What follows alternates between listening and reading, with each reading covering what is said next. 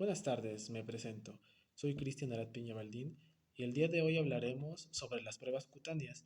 Sin embargo, antes de empezar a definir qué son las pruebas cutáneas, me gustaría recordar un poco cómo es que funciona el sistema inmunitario.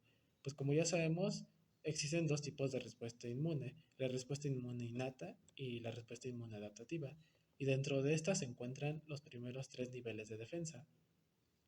Los primeros dos niveles se encuentran en la respuesta inmune innata y el último nivel se encuentra en la respuesta inmune adaptativa. Sin embargo, hay que recordar que el sistema inmunitario siempre trabaja en conjunto y solamente se clasifica de esta forma para fines de estudios. Pero bueno, retomando lo que estaba diciendo, la primera línea o la primera barrera de defensa, las cuales son las barreras físicas, se encuentra lo que es la piel, las mucosas y las submucosas. Y como ya sabemos, se encuentran siempre expuestas a lo que es el medio ambiente y a los distintos alérgenos o los distintos antígenos que se encuentran en este. Y debido a ello, pueden ocasionar reacciones alérgicas, tales que desencadenan manifestaciones clínicas. Dentro de las más habituales, o solo por mencionar algunas, se encuentra la urticaria, que se podría decir que es un sarpullido rojizo que se presenta en la piel, y el eczema, también conocido como la dermatitis atópica, que igual es otro signo representativo de una reacción alérgica.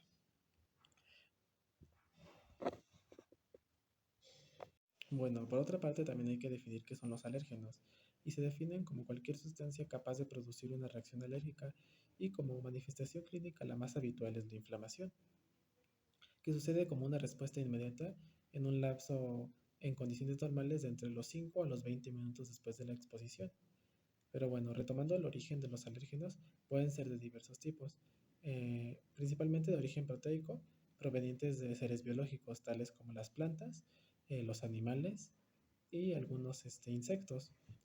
Por otra parte, también existen alérgenos que no son necesariamente provenientes de seres biológicos, tales como medicamentos, materiales como el látex, incluso hasta metales. Y también por último se podrían encontrar algunos productos químicos. Bueno, pero lo más importante es saber cómo es que se origina una reacción alérgica. Bueno, pues para empezar, el alérgeno entra en contacto o entra dentro del organismo, dentro de la piel, sería como un ejemplo, y dentro de esta se encuentran anticuerpos. eh, Principalmente hay que destacar la inmunoglobulina tipo E, que están ubicadas en la superficie de la membrana celular de las células cebadas, que también son denominadas mastocitos. Bueno, pues estas, como ya sabemos, se encuentran en tejidos periféricos, tales como la piel o las mucosas, y cerca de los vasos linfáticos y vasos sanguíneos, para así inducir una respuesta inmediata y eficaz. Retomando lo que estaba explicando, en el momento en el que el alérgeno hace contacto con el anticuerpo, que se encuentra en la membrana de los mastocitos o células cebadas, se liberan lo que son eh, las sustancias preinflamatorias o los mediadores preinflamatorios contenidos dentro de los gránulos de estas células, capaces de inducir así una respuesta inflamatoria, que es como la principal manifestación clínica de una reacción alérgica. Bueno, complementando lo que son las reacciones alérgicas, como ya sabemos, la piel no es el único medio por el cual nuestro organismo entra en contacto con los alérgenos, ya que existen otras vías no cutáneas de las que igual manera se manifiestan diversas manifestaciones clínicas. Tales son como la ingesta, por la cual entra en contacto el alérgeno directo con lo que son las mucosas orales, o la inhalación, que entra en contacto directo con lo que son las mucosas respiratorias. Esto a causa de alérgenos tales como los que ya he mencionado. Posiblemente alimentos, medicamentos y alimentos en lo que son la ingesta, y en la inhalación pueden ser diversos alérgenos ambientales, como lo son el moho, el polvo o incluso el polen que desprenden los árboles. Claro, esto desencadena una reacción alérgica que se presenta mediante las más o dentro de las más habituales son lo que se presentan como la rinitis, la conjuntivitis y en algunos casos hasta el asma bronquial. Bueno, por otra parte hablaremos sobre la hipersensibilidad, la cual es la base en sí de las pruebas cutáneas. Debido a ello, se clasificó según Grels y Combs en cuatro tipos. La hipersensibilidad tipo 1 es de la que ya he hablado, la cual se caracteriza y es mediada por las inmunoglobulinas tipo E. Estas que se encuentran en... Estos anticuerpos se encuentran, como ya lo he dicho, en la membrana de los mastocitos y basófilos, causando así su desgranulación. Por otra parte, la hipersensibilidad tipo 2 y tipo 3 está mediada por las inmunoglobulinas tipo G y, y activan también al sistema de complemento.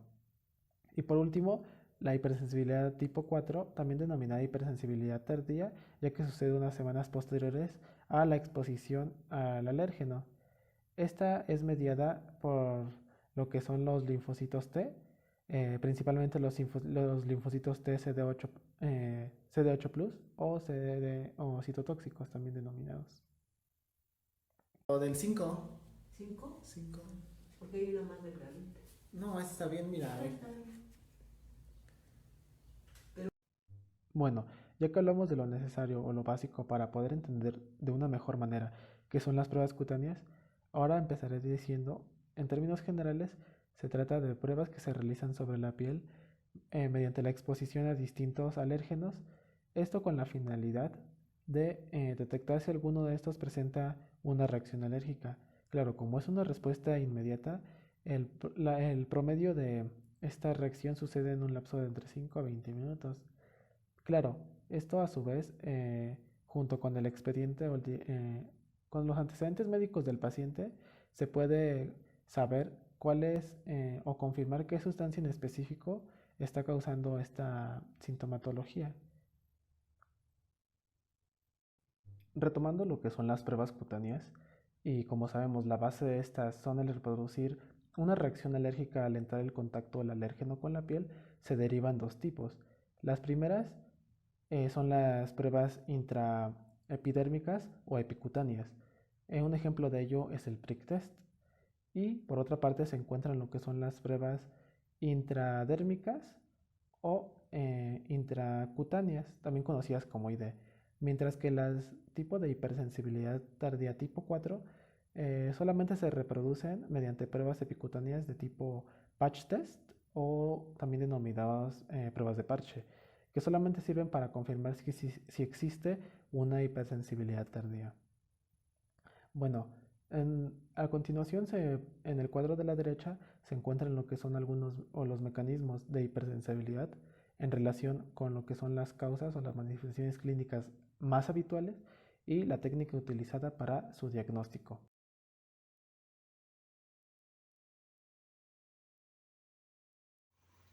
Buenas noches, mi nombre es Ochil Espinosa Pardo y yo les voy a hablar del fundamento. Bueno, en la piel la reacción está mediada por inmunoglobulina E y se manifiesta a los pocos minutos. Esta se va a denominar como reacción de fase temprana y se va a abreviar como EPR. Se va a manifestar como una pápula o un eritema. La reacción de fase temprana va a depender tanto de mediadores proinflamatorios celulares como neurogénicos y es la que se toma en cuenta para interpretar las pruebas cutáneas. Es frecuente que sea seguida por una reacción de fase tardía, la cual se va a abreviar como LPR, y esta es una manifestación de una reacción inflamatoria eritematosa que comienza aproximadamente de 1 a 2 horas después de la realización de la prueba y va a tener su pico aproximadamente de las 6 a las 12 horas, siendo finalizada aproximadamente de las 24 a las 48 horas. En imagen se puede observar a grandes rasgos el procedimiento de la prueba y en el cuadro número 3, que subraya en rojo, se observa la formación de la pápula y el eritema. La reacción inmediata es inducida por la degranulación de los mastocitos, esto después de entrar en contacto con el alérgeno. Uno de los mediadores es la histamina, pero no es el único, ya que también participa la calcreína, los mediadores neurogénicos como la sustancia P, la neuroquinina A, el péptido relacionado con el gen de la calcitocina y entre otros. En la imagen se ejemplifica un mastocito que entra en contacto con su alérgeno el cual está señalado en el círculo color verde, lo que ocasiona la degranulación, que está señalado en el círculo color rojo.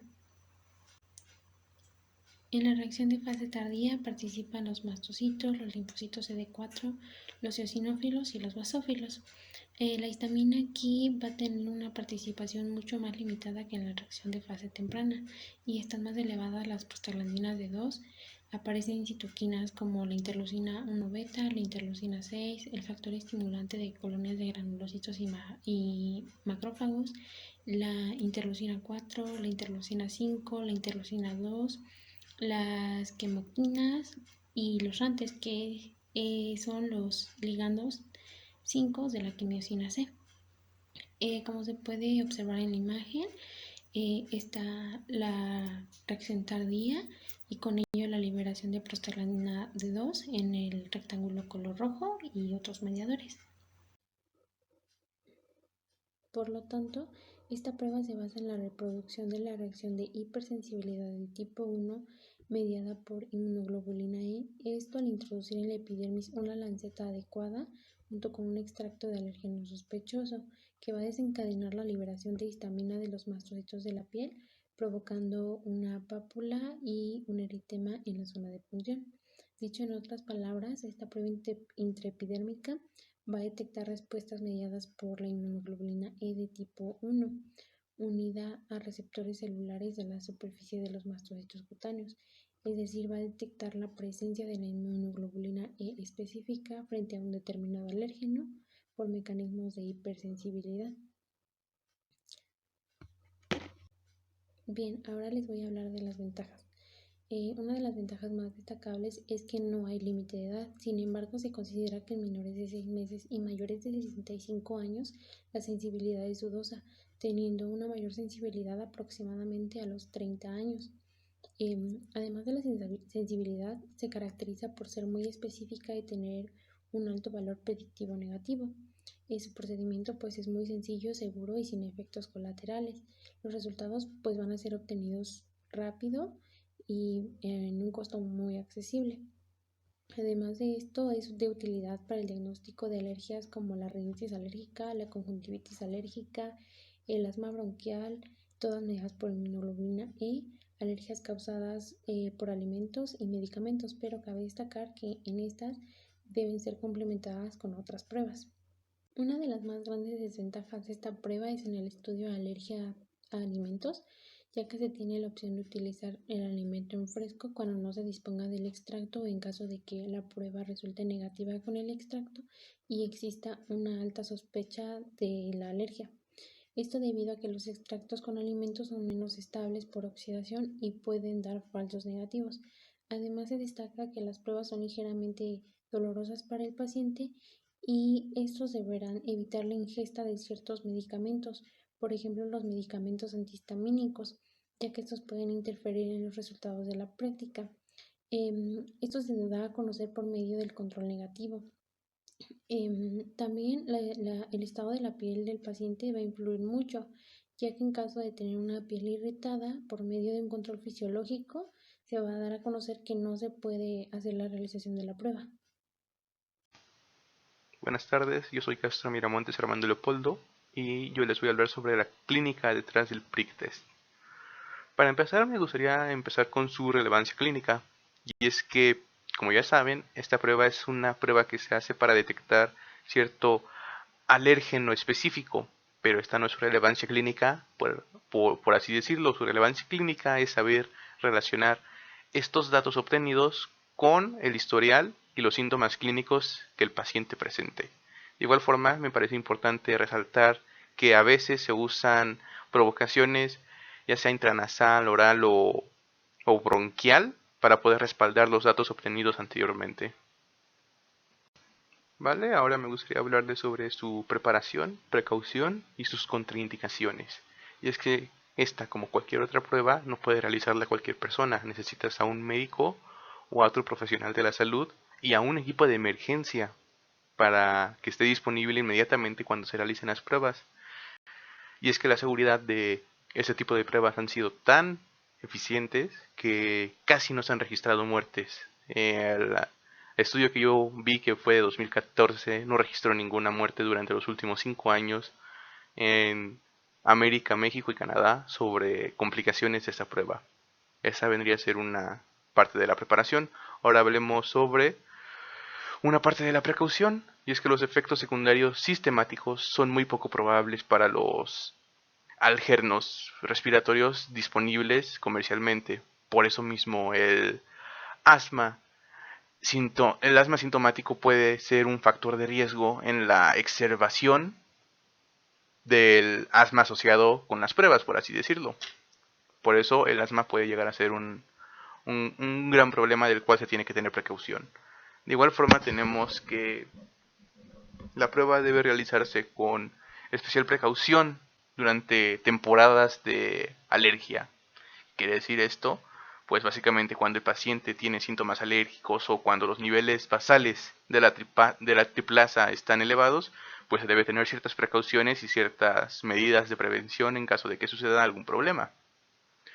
También tenemos que, siendo este último factor, es decir, las temporadas de alergia, este mismo factor puede llegar a desenfrenar otro problema que es la anafilaxia. Por eso mismo también se debe tener precaución y un equipo de emergencia para este tipo de situaciones. Asimismo, los pacientes también, especialmente los que toman beta bloqueadores o con menos frecuencia inhibidores de la enzima convertidora de angiotestina, pueden tener un riesgo mayor debido a una menor respuesta a la epinefrina que podría llegar a ser necesaria para tratar una reacción alérgica sistemática o sistémica, por decirlo de alguna manera. De igual forma tenemos las contradicciones relativas a la prueba que incluyen el embarazo. ¿Por qué? Porque se ha visto una posibilidad remota de inducir una vasoconstricción en las vías uterinas, y esto podría llegar a requerir el uso de epinefrina, que se cree que causa la constricción de la arteria umbilical. Por último, tenemos estas dos últimas cosas que no son menos importantes y son realmente importantes, y es que la primera es que estas pruebas son difíciles de realizar en pacientes con ciertas patologías ya detectadas, como puede ser el esema grave, el dermografismo o el uso de medicamentos como ciertos antidepresivos o inhibidores de la calcinuria que pueden interferir con la interpretación adecuada de los resultados de la prueba. Por eso mismo, idealmente, también otra cosa que se pide para la preparación de esta prueba es que el paciente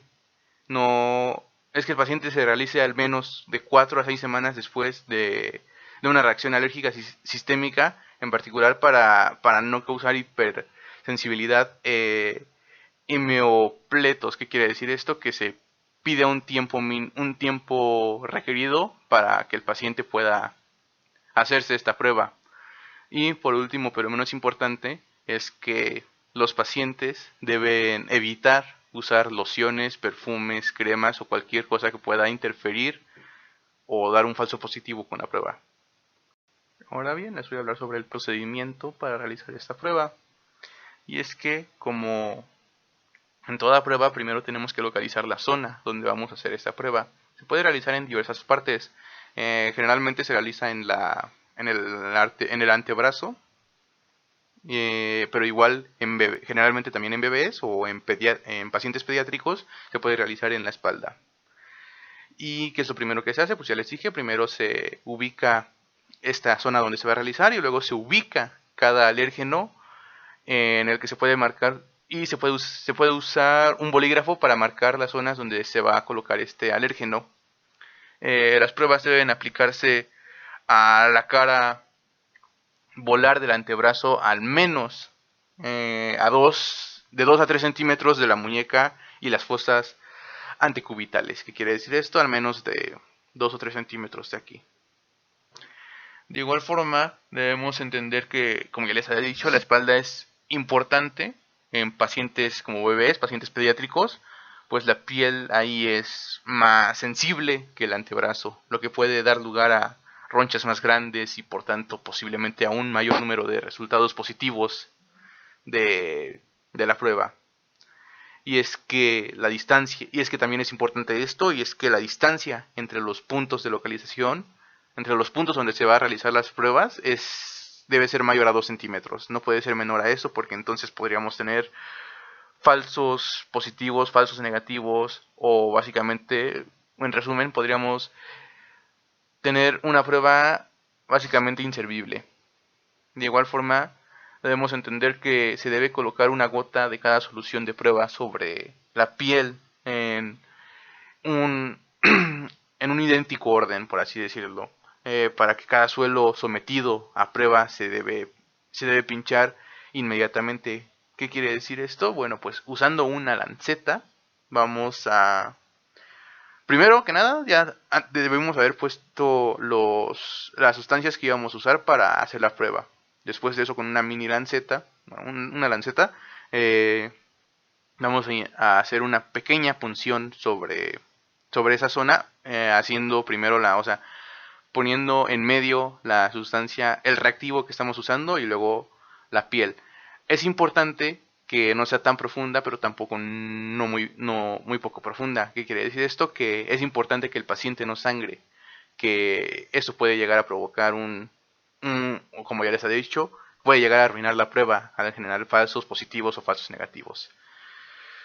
Como ya les he dicho, la capa epitelial de la piel debe penetrarse sin el sangrado, pues como ya les he dicho, puede dar resultados falsos positivos.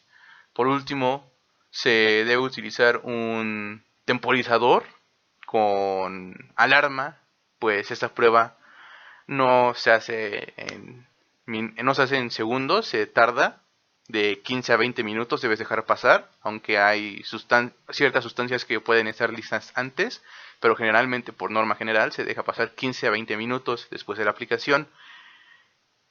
¿Y qué se hace después de esto? Bueno, esto lo vamos a ver en la siguiente diapositiva. Vale, ahora por último les voy a hablar sobre la evaluación de los resultados.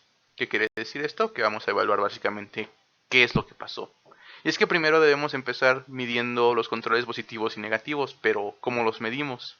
Es que lo que tenemos que medir es el diámetro de cada roncha, de las más grandes, por así decirlo. Pues todos los resultados positivos podría decirse que van a resultar en ronchas con un diámetro mayor a 3 milímetros. Y eso sería todo de mi parte. Bueno, ahora por último voy a explicarles básicamente qué es lo que está pasando aquí. Y es que aquí esta señora alemana está haciendo un prick test. Y como ya les había dicho, primero está marcando las zonas donde va a poner las sustancias a las que va a reaccionar. Y lo está haciendo en el antebrazo de un señor. Ahí como pueden ver, esos son los reactivos que va a utilizar. Ahí los pone. Dann werden die entsprechende Lösungen tröpfchenweise auf die Haut appliziert. En este caso no está usando muchos reactivos, está usando pocos. Generalmente creo que se usan más.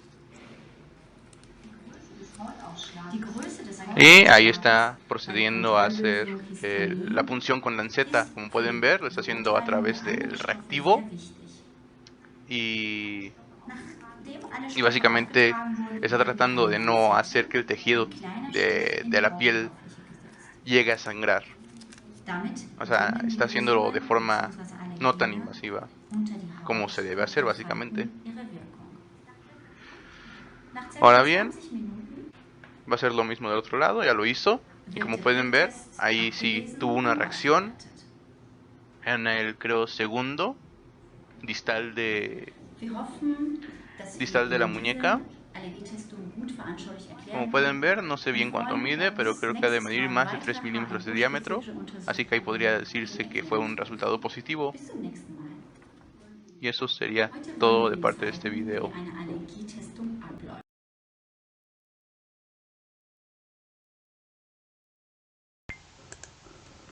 Buenas tardes, doctor y compañeros. Mi compañera Silva Luna Daniela María y yo, su servidor Peralta Guzmán Edson Jair, les vamos a hablar sobre las intradermorreacciones. Estas consisten en la aplicación intradérmica de una sustancia conocida con la finalidad de evaluar la hipersensibilidad retardada. Se utiliza con fines diagnósticos y pronósticos en algunas enfermedades. La prueba intracutánea o intradermorreacción es una técnica diagnosticada in vivo que se realiza en el propio paciente, bien sea con el fin de determinar el alérgeno responsable de la enfermedad o bien con el fin de llegar a un diagnóstico clínico. Buenas tardes, yo me llamo Silva Luna Daniela María y les voy a hablar de los fundamentos. Aquí las células que van a participar serán los linfocitos T y serán los responsables patogénicos de la dermatitis por contacto y el rechazo de los trasplantes. Aquí de 4 a 8 horas después de ingresar la sustancia conocida van a inducir vasodilatación y edema. Asimismo se formará un infiltrado perivascular mixto en la dermis profunda y estará constituido por los linfocitos, histocitos, algunos basófilos y neutrófilos. Aquí el antígeno será procesado por las células de Langerhans o los macrófagos y presentado al linfocito T, que va a sufrir numerosas mitosis, del cual se va a obtener células de memoria. Este proceso será conocido como la transformación, y la segunda vez que el mismo antígeno penetre la dermis, será presentado a los linfocitos T de memoria, previamente sensibilizados, que se multiplicarán y producirán linfocinas, que van a actuar sobre los neutrófilos, macrófagos y otros linfocitos, resultando en hipersensibilidad retardada. Asimismo, induciendo un aumento de permeabilidad vascular y se va a activar en el sistema de coagulación. La fibrina obtenida va a atrapar dos proteínas y constituyen un gel, que es el responsable de la induración observada en estas reacciones junto con los histocitos y linfocitos. Ahora yo les mencionaré el uso clínico de estas pruebas. Estarán usadas para diferentes casos diagnósticos y tratamientos, como lo serán para el diagnóstico de algunas enfermedades en las que la piel se ve afectada, para el tratamiento de procesos alérgicos, para determinar la hipersensibilidad inmediata o retardada. La hipersensibilidad retardada se va a referir a la respuesta inmunitaria de tipo celular, y de esta va a depender los linfocitos TCD4 funcionales, por lo que estas pruebas se usan para evaluar la inmunidad celular en pacientes en quienes se sospecha que cursan con una infección, alguna inmunodeficiencia o en valores de pretrasplante o pretratamiento con algunos agentes biológicos. Ahora les hablaré sobre algunos de los tipos de intradermorreacciones más comunes o más usadas. Primero hablaré sobre la tuberculina. Es una de las intradermorreacciones más utilizadas en todo el mundo y se usa para valorar la hipersensibilidad retardada a antígenos de microbacterias como la microbacteria de la tuberculosis y se le conoce como reacción de Mantoux. También la lepromina. Con este antígeno es posible observar tres tipos de reacciones, aunque su función principal es determinar el estado inmunológico de una persona con respecto a la micobacteria de lepra y se le conoce como reacción de Mitsuda. Es útil para la clasificación de los enfermos con lepra. La respuesta de estas se interpreta de dos maneras. La primera es que la reacción temprana se le conoce como reacción precoz de Fernández y se presenta dentro de 24 a 48 horas. Y la segunda es a los 21 días y es una reacción tardía y se conoce como reacción de Mitsuda. También tenemos histoplasmina. Se aplica para determinar la existencia de contacto previo con Histoplasma capsulatum. El antígeno está constituido por un polisacárido de la pared celular.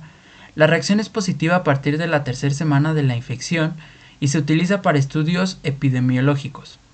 La tricofiptina se obtiene de un filtrado crudo de cultivos de Trichophyton metragrophinetis, que es un conjunto de hongos y se emplea para valorar el estado inmunológico del paciente. Induce una respuesta inmediata a los 15 minutos. La tulargina va a valorar la respuesta celular frente a Pasteurella tularensis para indicar tularemia o solo contacto antiguo. La reacción de Casona. En esta se utiliza para el diagnóstico de equinococciasis o hidatidiosis con antígenos de Echinococcus granulus obtenidos de un quiste hidatídico. Y en la prueba de oncocerciasis, en esta se usan productos de Oncocerca volvulus y detecta la oncocerciasis activa, aunque no es muy específica. La coccidioidina se utilizan dos tipos de antígenos obtenidos de coccidioides y mitis para demostrar contacto previo con este agente. Y por último también mencionar la antraxina. Esta se utiliza como herramienta para diagnosticar y para evaluar la memoria celular contra antrax. Utiliza un extracto de peptidoglucanos y polisacáridos de la pared celular de cepas no encapsulados de Bacillus anthracis. Yo les hablaré de algunas ventajas de estas pruebas. Aquí estas pruebas van a ser de bajo costo y se van a poder detectar con mayor facilidad el contacto con algún organismo patógeno. Y estas serán pruebas muy fáciles y rápidas de aplicarse al paciente. Alguna de las desventajas es que en una reacción positiva no necesariamente significará que los síntomas son debidos a una reacción mediada. Aquí en una emergencia pueden existir pues reacciones tardías.